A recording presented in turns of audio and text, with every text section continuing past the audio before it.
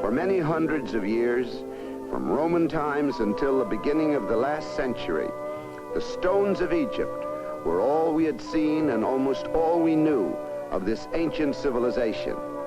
And, except for what we could learn from great travelers like Herodotus, we knew nothing at all about the men who had built these amazing structures.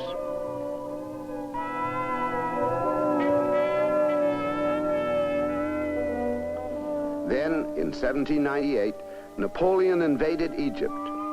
His reign there was brief, but he brought with his armies a group of scholars to study the land, and an artist named Vivant Denon, who spent his time drawing the great temples and monuments and in copying the mysterious carvings that covered their surfaces. When they were published, these drawings fascinated all of Europe.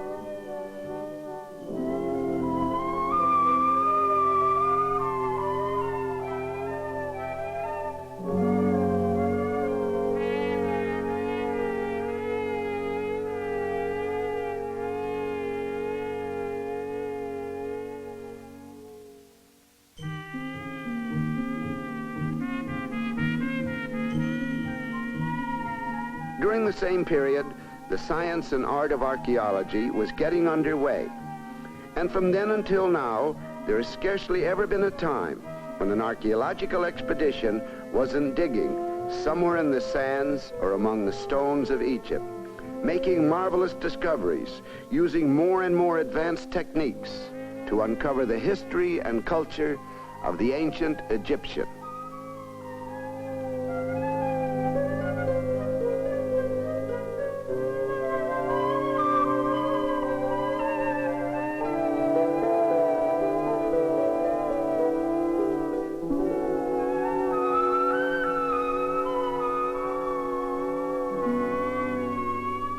The hieroglyphs, a Greek word that means sacred carvings, were the greatest obstacle in this search for knowledge. There had been over the centuries many fanciful theories about how they might be read. But it was an Englishman named Young and a Frenchman named Champollion who solved the mystery. The problem was enormous. Here clearly was an eye. Did it only mean eye, or might it also mean sight and vision? And might those signs under it stand for numbers or sounds? This man with a staff, was he a shepherd? Or might this mean power or authority? Here was a man leaning on a staff. Did this mean weak or old, or simply to lean upon? A pot with legs, could that mean to bring or to carry? Many hieroglyphs like these were fairly easily identifiable, but some, even as picture writing, were very puzzling. Champollion, studying engravings on the Rosetta Stone, guessed that these hieroglyphs, set in an oval, signified royalty. They are called cartouche. When he compared the cartouche for King Ptolemy with one he believed was for Cleopatra, he found that the P, L, and O fell where he expected them to, and so proved that certain hieroglyphs only represented sounds. His work, and the work of many other scholars, made it possible for us to read the ancient Egyptians' language. We learned that the early Egyptian did not write vowel sounds, and that he never had a true alphabet. But he did write our sound N with this wavy line. And this horned serpent was F. And this leg, strangely enough, was our sound B. To form words, these phonograms were used by the rebus, or picture puzzle principle, as if in English we would draw a bee and a leaf to write the word belief. Some hieroglyphs were used to give a clue to the meaning of a word without being specific.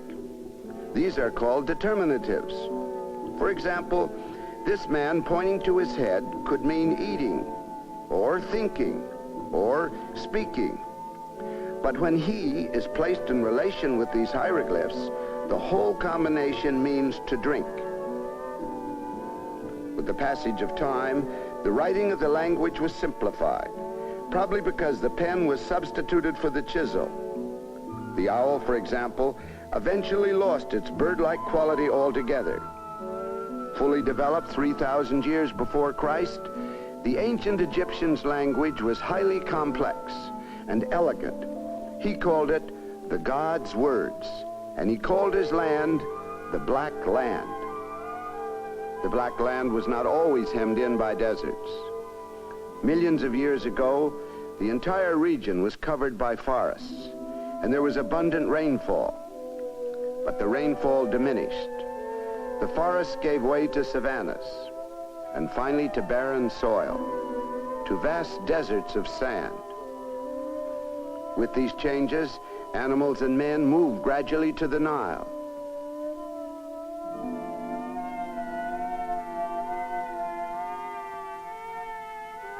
From its two sources in the high regions of the African interior, the Nile flowed north, making its way across 4,000 miles of mountains, jungle, swamp, and desert to the Mediterranean. Then as now, the Nile rose in summer, overflowed its banks, and flooded the valleys it had cut for itself, leaving a rich black silt and making of Egypt an oasis several hundred miles long. Here along this fertile strip, the ancestors of the ancient Egyptians settled. Stone Age men, full of superstition and magic, with the sun and moon and hawks and bulls and apes and cats for their gods. Slowly they learned to control their land, to work together in draining the marshes of the Nile and irrigating the valleys. To capture and to hold the rich waters meant constant, back-breaking work. But they did it and made for themselves a kind of paradise. They settled all the way from the Mediterranean to the highlands of Upper Egypt. They were all dependent upon the Nile, whose yearly rhythm of ebb and flood sustained them and permeated their thought. And after many hundreds of years, they were united. The crowns of two kings became one, and the long history of the ancient Egyptian properly began.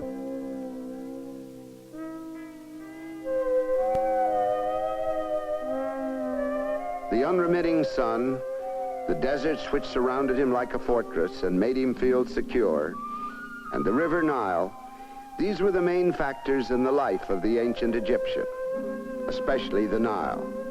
For along its banks, everything grew rich and green.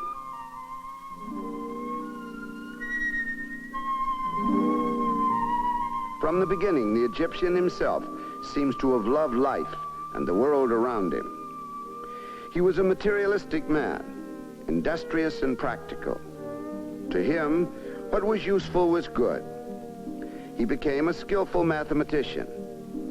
He devised the first 365-day calendar. And in the antique world, he was famous as a medical man.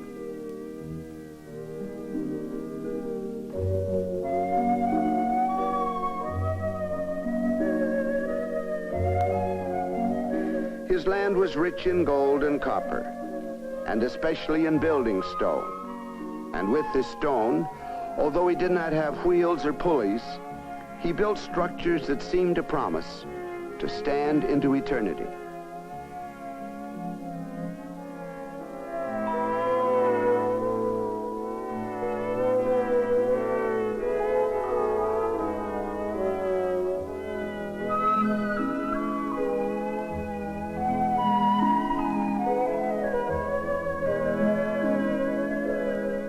His society was organized rather like the pyramids he built, with peasants and slaves at its base, above them scribes, officials, nobles,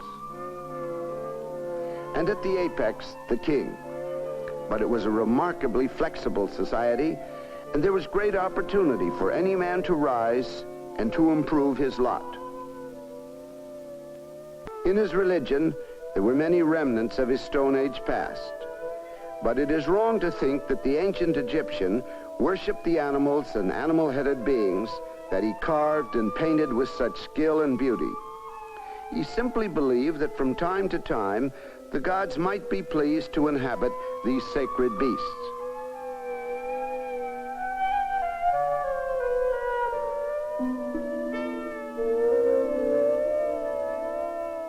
The sun that came up so dependably each morning to shed its light and heat and seemed each evening to die. And the Pharaoh were, for the Egyptian, the most immediate and intimate of his gods. He believed that his king literally was a god, and he held this belief for many centuries. During what is called the Old Kingdom, which lasted from 2700 BC down to 2000 BC, the Pharaoh was all-powerful, and the good of the kingdom and of all men depended upon him. Above all, the ancient Egyptian believed that he would live forever. His idea of death was quite different from ours, and no men in history have ever so spent themselves in preparation for it, in building tombs and in decorating them for eternity.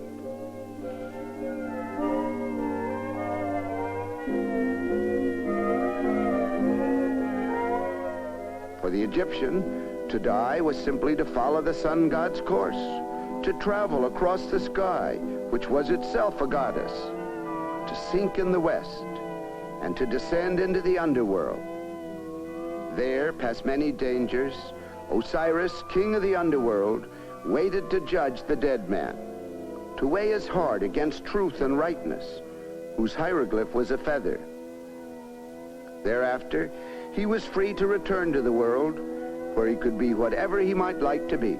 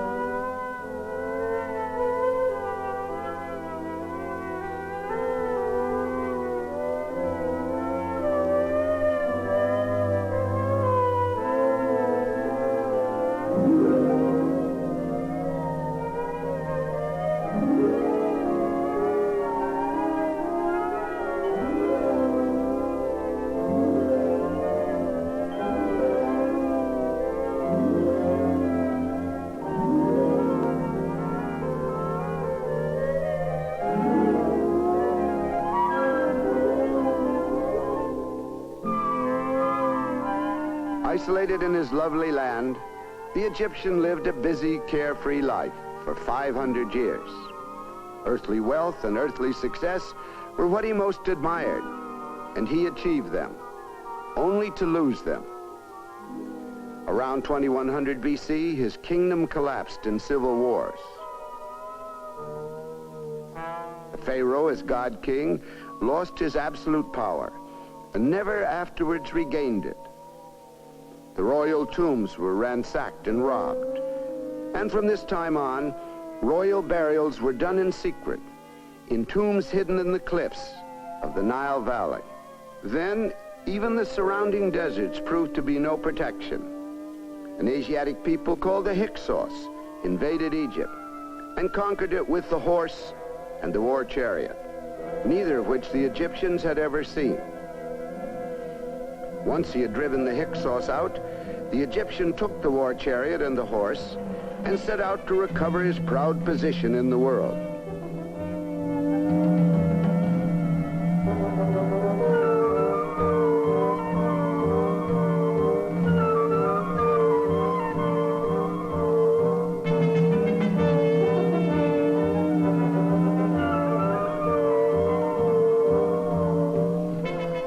The peoples of Nubia and the Sudan, and he fought his way eastward into Asia as far as the valley of the Euphrates.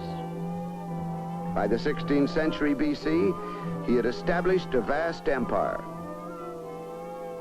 Things changed radically, yet the Egyptians' decorative art changed very little.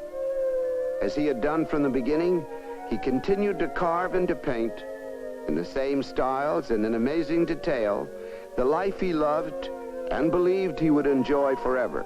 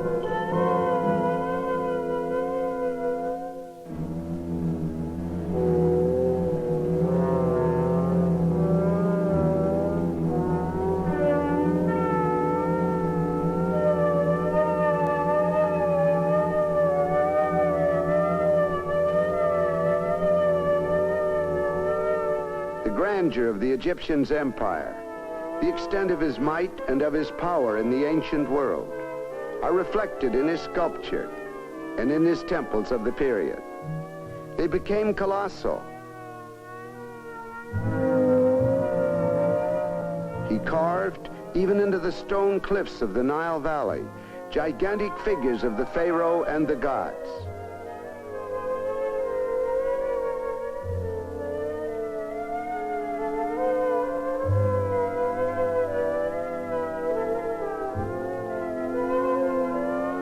At Karnak, he built the greatest existing temple on earth. Yet in achieving all of this, and in ruling his empire, the Egyptian seems to have lost his love of life. His old initiative was replaced by rigid discipline. His gaiety gave way to gloom.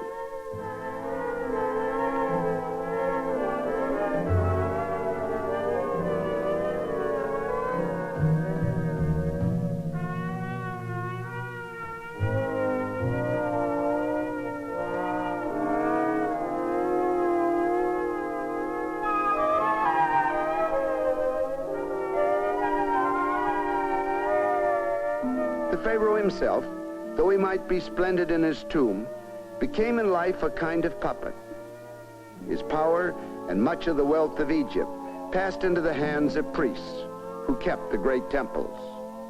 The Pharaoh's days were regulated by rules and rituals, so that at last an Assyrian king could refer to him and to Egypt as a broken reed.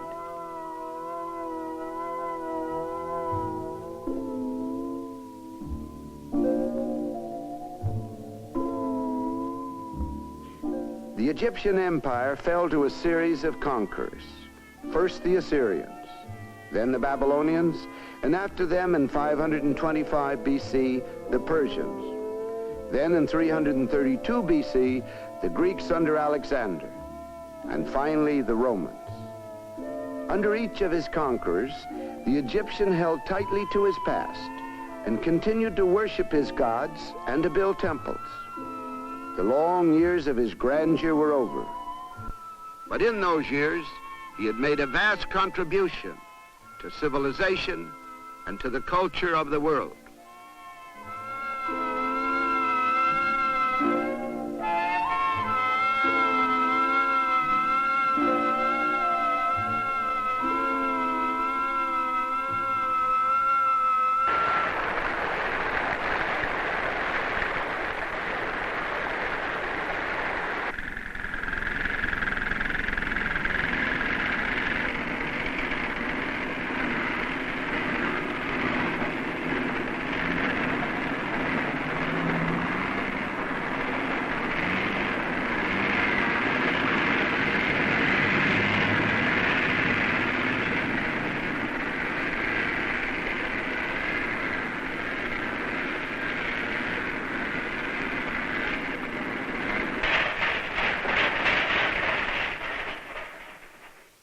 Now, high up the river Nile at Aswan, men and machines have built a great dam. The dam has made a huge lake, under whose surface some of the ancient Egyptians' art has already disappeared.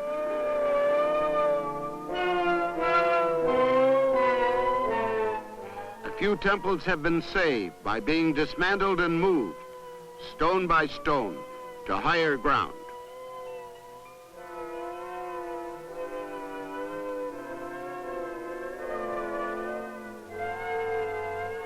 And the greatest of these monuments is the temple at Abu Simbel.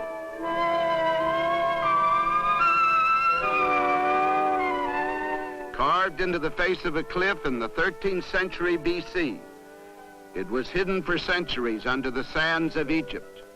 Now, in the triumph of modern engineering, it has been moved intact and will tower for centuries more above the waters of the Nile.